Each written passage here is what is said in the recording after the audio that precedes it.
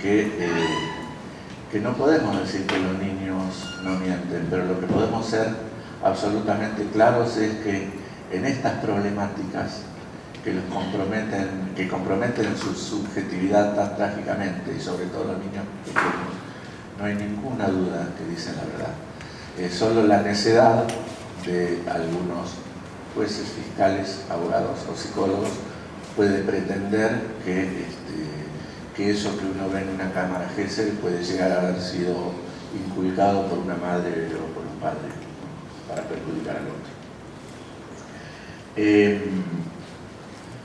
Hay otra cosa que a mí me parece importante subrayar, es en 35 años de trabajar este tema, el único desarrollo personal, teórico, que es mío, que es lo del mito del abusador abusado.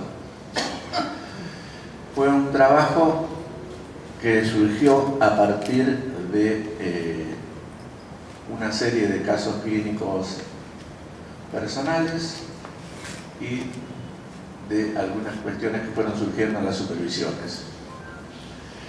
Hasta hace un tiempo, se lo sigue afirmando, se dice, sin demasiado fundamento, que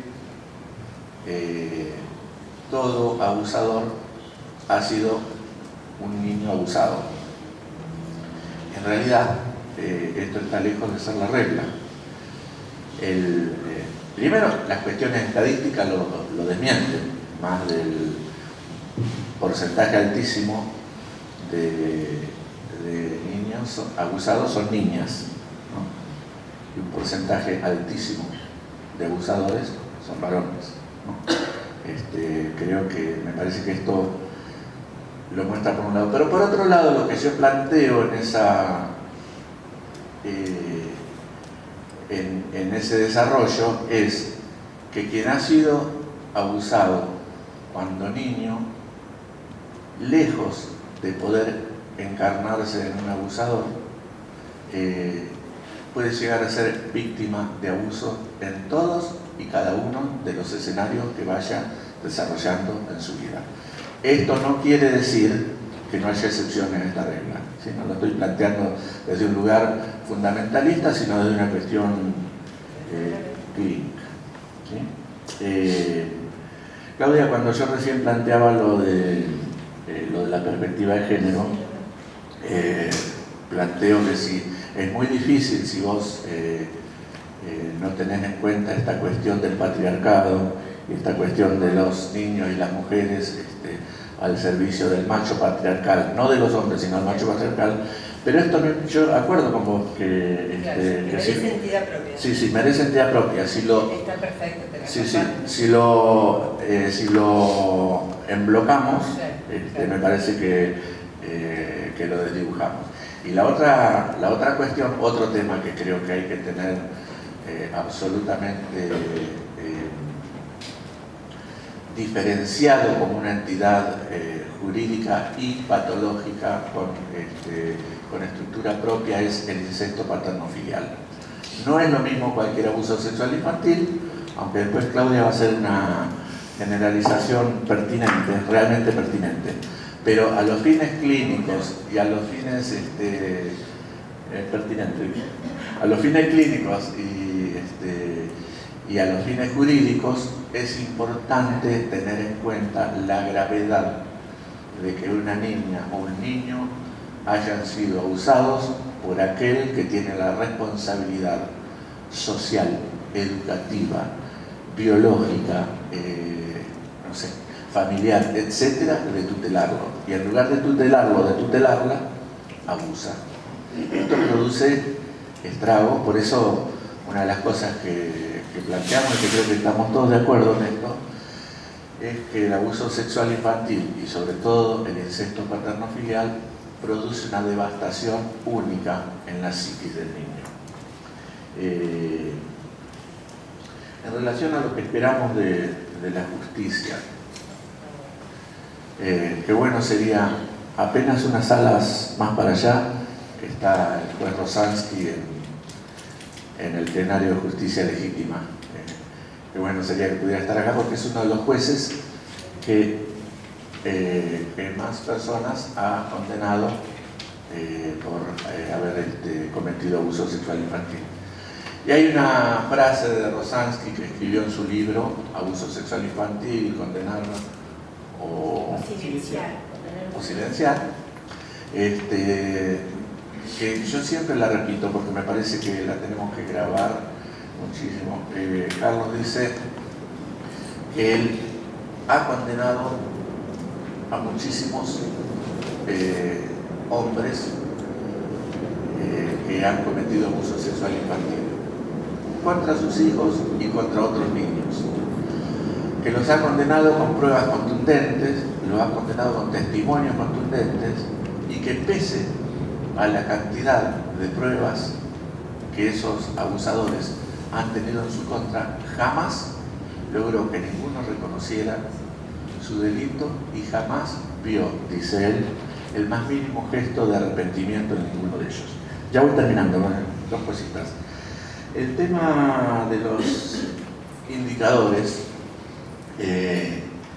acuerdo con lo que planteaba Graciela, creo que se puede ser un poco más contundente. Virginia Berliner-Blau hizo una clasificación bastante importante, donde esto completa lo que dice Graciela, no está planteado en controversia, podría estarlo, pero no está. Donde ella plantea desde la sospecha de abuso sexual infantil hasta la alta probabilidad. No me acuerdo si lo dice exactamente así, pero la idea es esa. Digamos que hay una gradación según lo que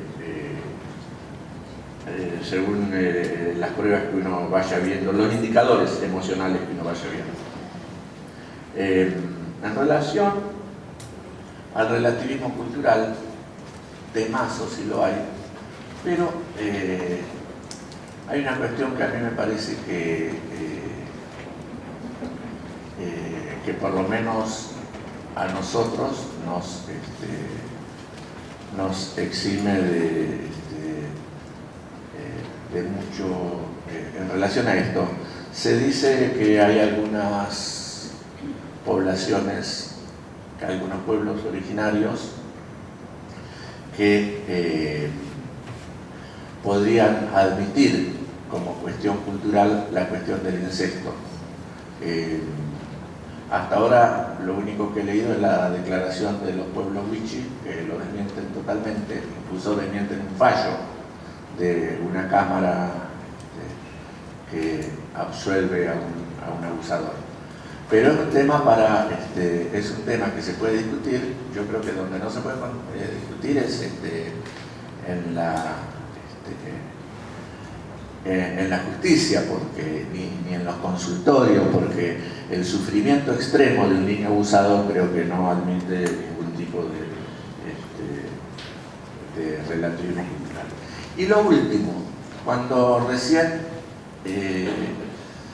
Claudia hablaba de esto de tener que recordar aquello que no se comprende, yo lo enganchaba con esto otro que también dice Rosansky por ahí en algún lugar de su libro, que es esta cosa de que además de que no lo comprende, quien ha sido abusado no cesa nunca de ser abusado en su cabeza hasta que la palabra circule, porque el abuso sexual infantil produce sufrimiento extremo, produce síntomas.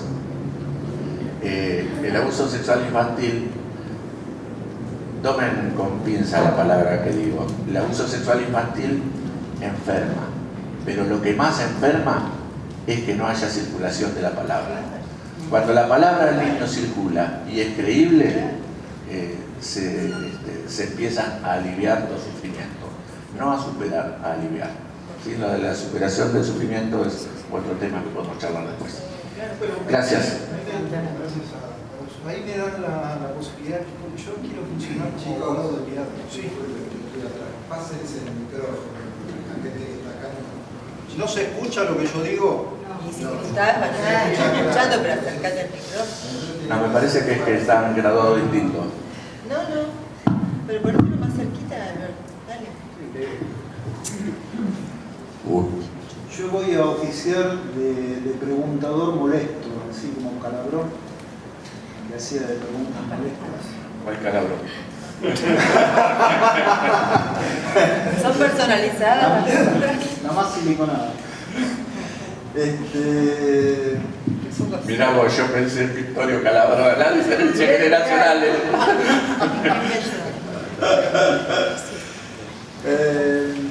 Que circule la palabra. La pregunta es, que circule la palabra,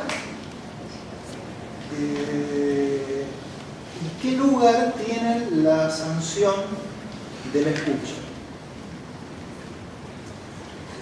Porque la pregunta es, Jorge lo que está tratando de ubicar es, lo que más enferma, dijo, es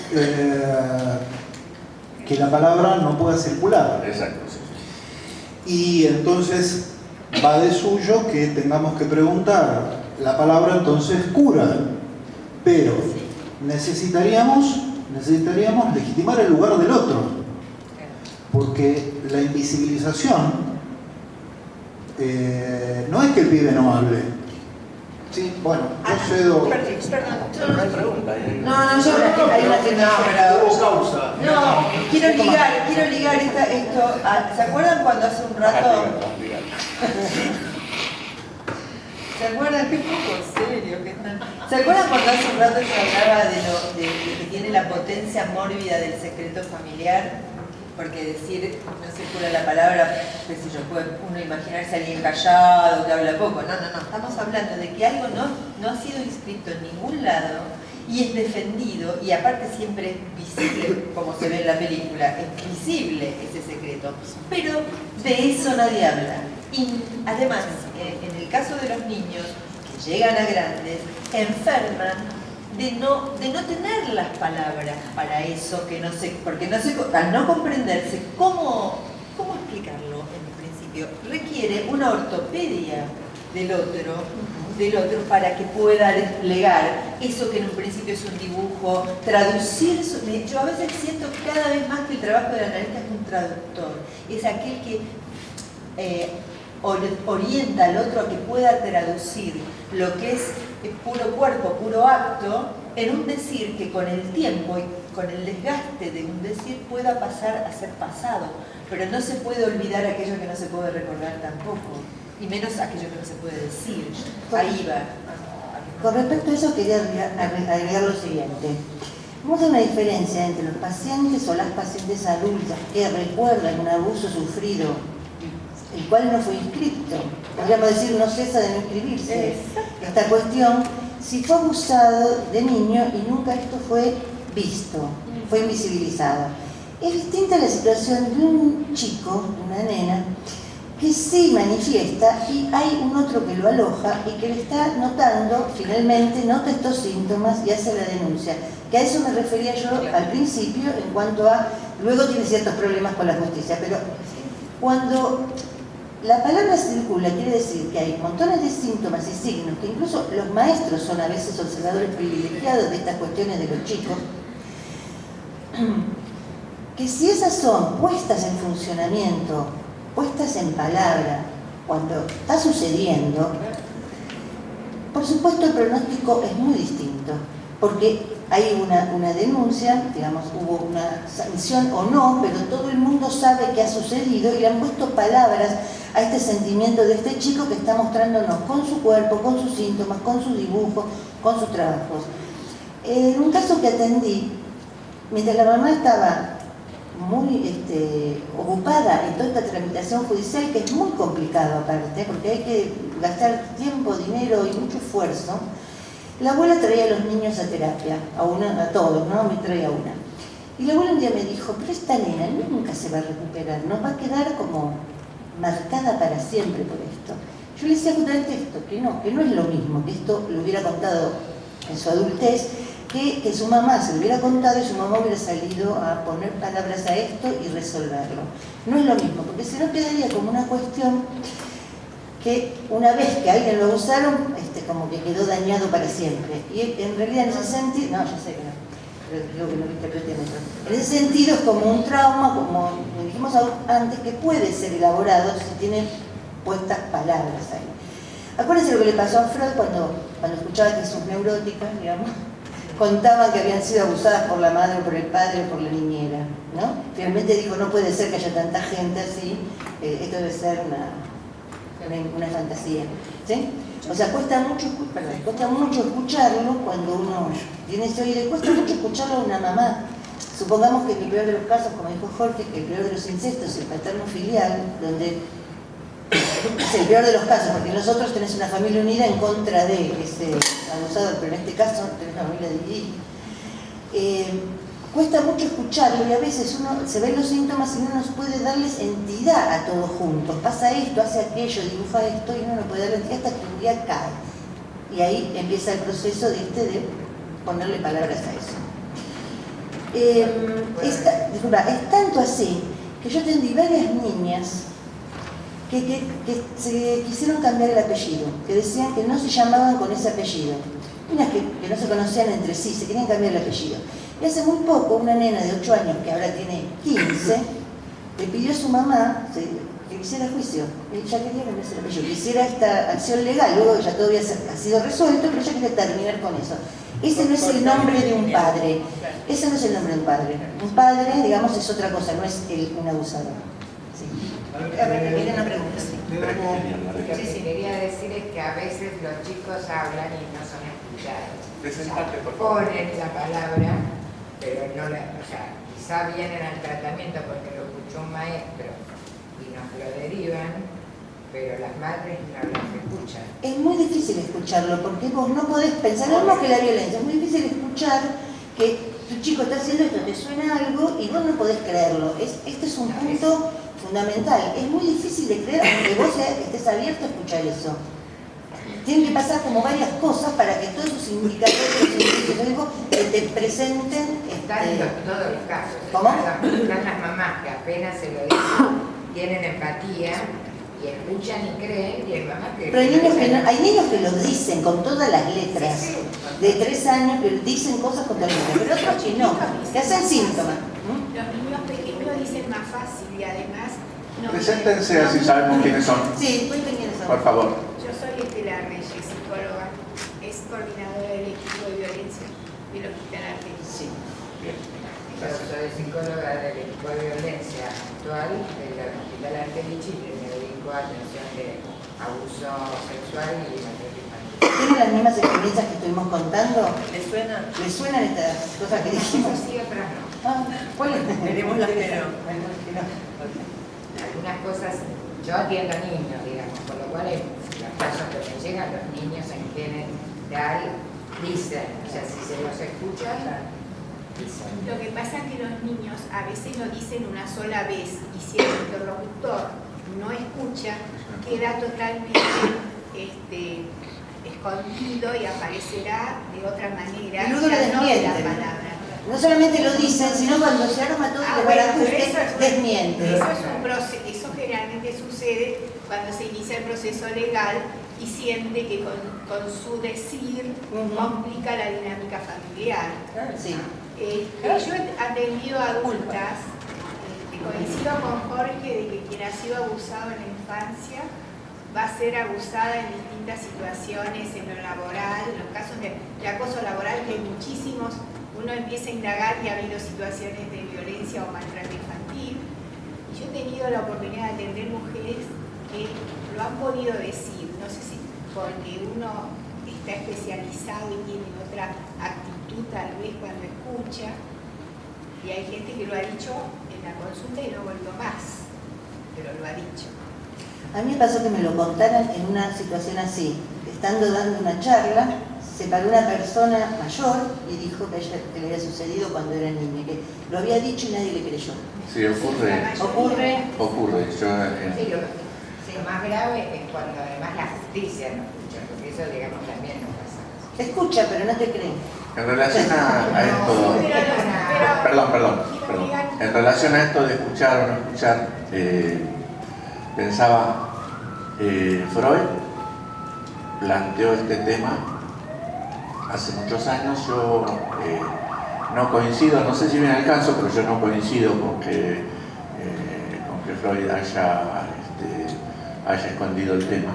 Me parece que con seguir leyéndolo a Freud a la letra, creo que queda claro que siguió hablando toda su vida, y además creo que cuando aparece la traducción de Amor-Hortu y aclara esta cuestión de yo no le creo a mi neurótica, cuando en esa traducción queda claro que Freud, cada vez que hablaba de su neurótica, se refería a su aparato teórico, lo llamaba mi neurótica. Esto está en la correspondencia con Flies, ¿no? Pero de cualquier manera, a lo que iba era otra cosa. Lo haya negado o no lo haya negado, no importa, para no entrar en esa discusión. A partir de 1895, creo que fue, ese tema está planteado, y después, por la edad, se me fue un autor, ¿cómo se llama? El de Confusión de Lenguas. Ferenczi. Bueno, Ferenczi también lo planteó. ¿Y a qué voy con esto de no escuchar? Este tema donde sí fue silenciado absolutamente, me tomé el trabajo, que lo pueden hacer ustedes también, de mirar los anuarios de APA y APDEVA, Asociación Psicoanalítica Argentina y Asociación Psicoanalítica de Buenos Aires. Hasta hace unos 7 u 8 años no aparece ningún trabajo específico sobre abuso sexual infantil. Están online los anuarios, o sea que pueden ver que publicaron en cada una de esas revistas. Quiero decir, hay la idea... la idea por ahí no es estigmatizar a las instituciones, porque supongo que pasó con todas las instituciones, porque es un tema que se tiende a silenciar socialmente. Es decir, nosotros hoy tenemos una serie de elementos que nos permiten sospechar la presencia de abuso sexual infantil en algún paciente, aún en algún paciente adulto, y eran herramientas que hasta hace unos años no las teníamos, las fuimos desarrollando. Ustedes que están todo el día rastrillando lo pueden ver perfectamente esto. Bueno, ¿sí? Vamos a puntuar entonces algo que tal vez sea importante para esta reunión. Una es que la falta de circulación de la palabra enferma.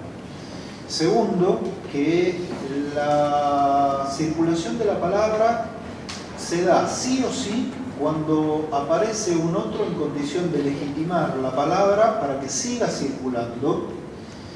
Y tercero, que las instituciones, en realidad no es un discurso político el que estás enarbolando, sino la responsabilidad de las instituciones, al menos en este caso psicoanalíticas, de obliterar un tema tan álgido, tal vez por peleas ideológicas internas a las instituciones. En 1932, Sándor Ferenczi publica Confusión de Lenguas, donde en la primera publicación psicoanalítica, más allá de Freud, artículo absolutamente recomendable.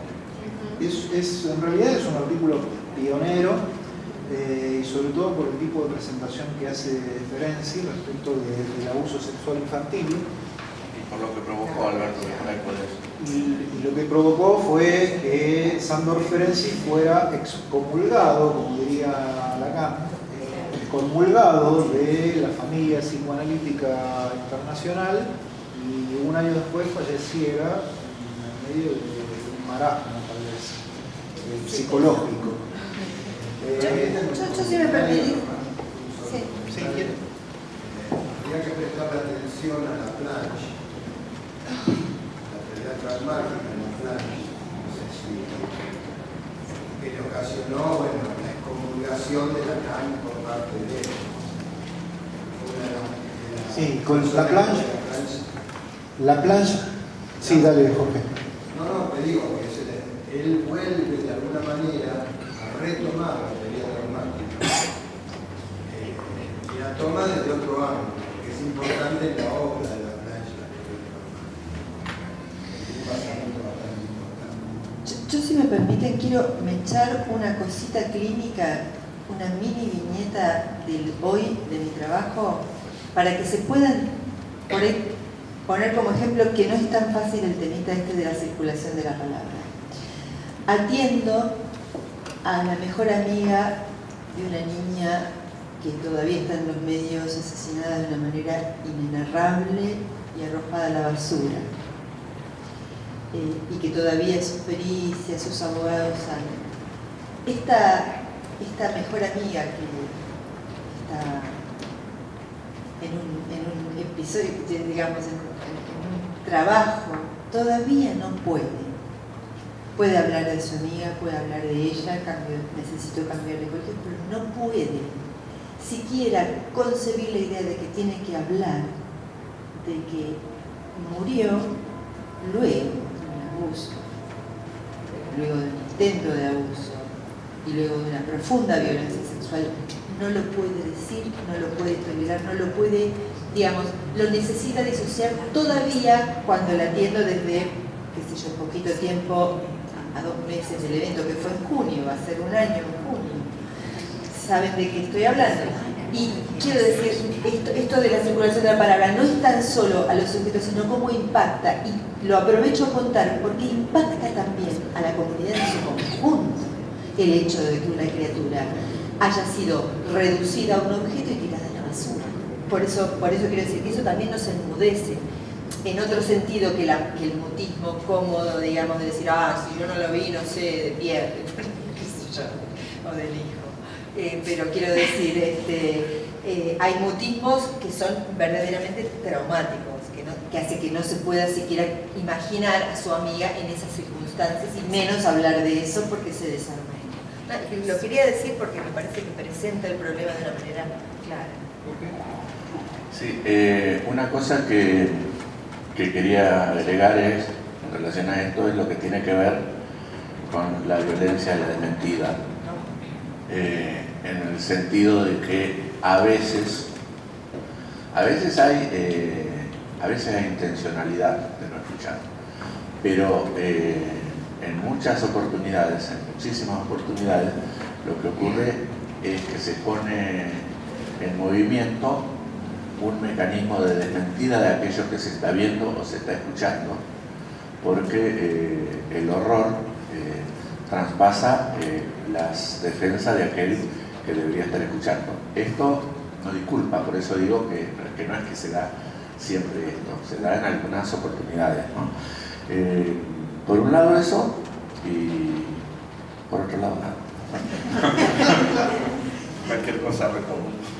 Retomando lo que decía Jorge acerca de la prueba, en ese sentido podemos pensar lo que una de las primeras preguntas, la teoría del género, si debemos dejar este tema dentro de la teoría del género. Yo creo que no, que el tema es más vasto, pero de cualquier forma tenemos como que ver que esta teoría fue la que visibilizó estas cuestiones.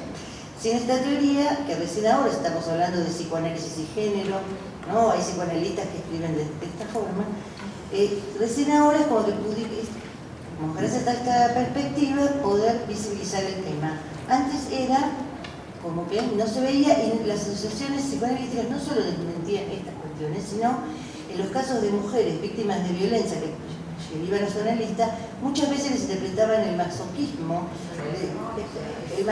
de estar en esa situación y no irse, ¿no? Claro, usted algo le habrá hecho y bueno, le gusta. No, le gusta porque le gusta. Está ahí porque le gusta. Digamos, nosotros lo que pensamos es que en todo caso esto sería una segunda etapa donde uno pueda ver qué pasó y alguna pregunta de análisis, pero en el momento de la consulta de alguien que está padeciendo, no podemos interpretarle que encima que padece y le gusta padecer, ¿no? Yo quería hacer una aclaración, porque no quiero polemizar contigo. ¿Cómo que nos citamos para eso? Que vengan los noes. De las publicaciones de APDEVA, pero la doctora Diana Goldberg, pionera en el tema de maltrato infantil, pertenecía a esa institución, y en el año, no me acuerdo exactamente cuál, si fue en el 86, presentó un libro sobre maltrato infantil. Creo que fue el primero que se presentó, donde hay capítulos enteros dedicados al tema del abuso y de los abusadores y de las características de la familia.